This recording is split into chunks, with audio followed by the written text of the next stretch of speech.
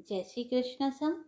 आप सभी का मेरे चैनल पर हार्दिक स्वागत है। आइए जानते हैं जया पार्वती व्रत कब है, जया पार्वती व्रत का महत्व क्या है व उसकी कथा क्या है। पौराणिक मान्यताओं के अनुसार जया पार्वती व्रत को करने से सुहागन स्त्रियों का सुहाग अखंड रहता है और उन्हें सौभाग्य की प्राप्ति होती है। यह व्रत मुख्य रूप से गुजरात में मनाया जाता है और जया पार्वती व्रत में माता पार्वती और भगवान शिव की पूजा की जाती है। यह व्रत बहुत ही कठिन होता है और लगातार 5 दिनों तक चलता है। जया पार्वती व्रत का रहस्य भगवान विष्णु ने माता लक्ष्मी को बताया था।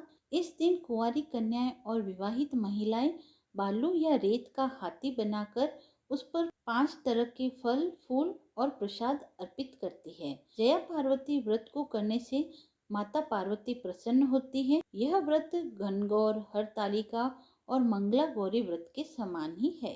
आषाढ़ मास के शुक्ल पक्ष की त्रयोदशी से जया पार्वती व्रत आरंभ होता है और यह व्रत लगातार 5 दिनों तक चलता है और इस बार यह व्रत 19 जुलाई से प्रारंभ हो रहा है। जया पार्वती व्रत में नमक का सेवन पूर्ण रूप से वर्जित माना गया है। इसके अलावा इस व्रत में गेहूं का आटा और किसी भी प्रकार की सब्जियों का सेवन भी नहीं किया जाता। जया पार्वती व्रत में फल, दूध, दही, जूस या दूध से बनी मिठाइयों का सेवन कर सकते हैं। व्रत के अंतिम दिन मंदिर में पूजा करने के पश्चात नमक और गेहूं के आटे से बनी रोटी या पूरी का सेवन करके व्रत का उद्यापन किया जाता है। जया पार्वती व्रत कथा। पौराणिक कथा के अनुसार किसी समय कौंडिन्य नगर में वामन नाम का एक योग्य ब्राह्मण रहता था। उसकी पत्नी का नाम सत्या था। उनके घर में किसी प्रकार की कोई कमी नहीं थी, लेकिन उनके यहाँ संतान नहीं होने से वे बहुत दुखी रहते थे। एक दिन नारद जी उनके घर पधारे।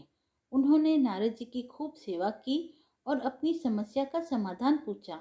तब नारद जी ने उन्हें बतलाया कि तुम्हारे नगर के बाहर जो वन है उसके दक्षिणी भाग में बिल्व वृक्ष के नीचे भगवान शिव माता पार्वती के साथ लिंग रूप में विराजित है। उनकी पूजा करने से तुम्हारी मनोकामना अवश्य पूर्ण होगी। तब ब्राह्मण दंपति ने उस शिवलिंग को ढूंढकर उसकी विधि विधान से पूजा अर्चना की।